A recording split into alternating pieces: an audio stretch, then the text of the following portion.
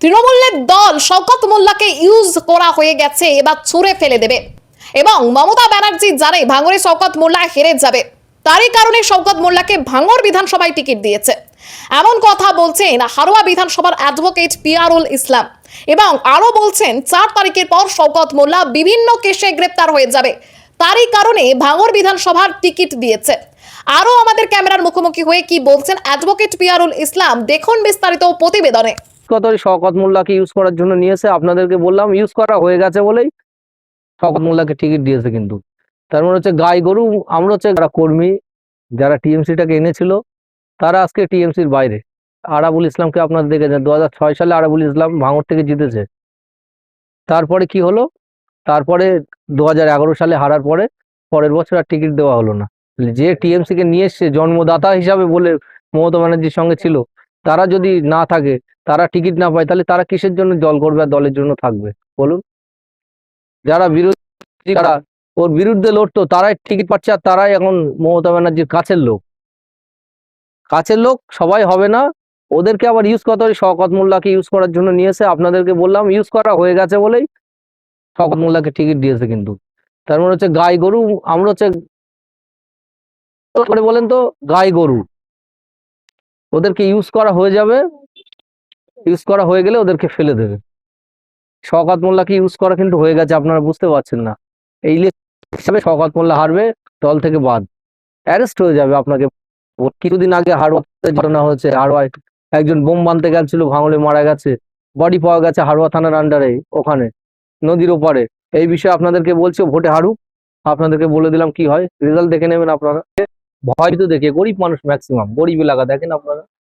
এই রাস্তাঘাট গুলোর কি অবস্থা দেখেন, কোনো রাস্তার উন্নয়ন হয়নি। দানাদার রোড, আমার এক চাচা বলছে কি দানাদার রোড, এই হচ্ছে রোডের অবস্থা। আমার কোনো চাচা বা কোনো বয়স্ক কারো কাকিমার বা চাচিমা অসুস্থ হলে বা প্রেগনেন্ট কোনো আমার বোন থাকলে, তারা যদি এখান থেকে হসপিটালে যেতে যেতে তার অবস্থা খারাপ হয়ে যাবে। তো আমরা চাইবো সেটা? উন্নয়ন তো অনেক করছে দিদি, নাকি উন্নয়ন এমন করছে উন্নয়ন শেষ হবে? এই উন্নয়ন শেষ হবে না। কোরআন, বাইবেল, গীতা শেষ হয়ে যাবে, উন্নয়ন শেষ হয়ে যাবে না।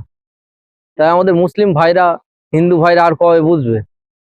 নিজেদের ধর্মীয় যে আপনাদের গ্রন্থ, কোরআন, বাইবেল, আপনাদের গীতা, সব শেষ হয়ে যাবে, উন্নয়ন শেষ হবে না। তো উন্নয়ন শেষ কি করে হবে? কারণ উন্নয়ন তো করছে না, তো শেষ হবে কি করে? পরপর এই একটা রাস্তায় হাফ করবে, আবার 10 বছর পরে, 15 বছর পরে, তাহলে আর শেষ হয় উন্নয়ন? এই তো ওদের অবস্থা। মুহূর্তে বারবার নির্বাচনী সভা করছেন, জনসংযোগ করছেন, যেভাবে মানুষ সাড়া পাচ্ছে তাতে কি বলে দিচ্ছে যে আপনারা মানুষের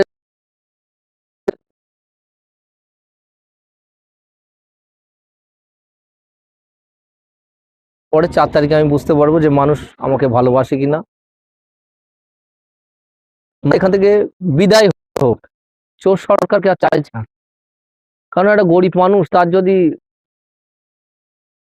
সুবিধা যদি না পায়, তাহলে সে কি করে সরকারি কাউকে এনে পাচ্ছে না, কোনো ঘরের টাকা পাচ্ছে না।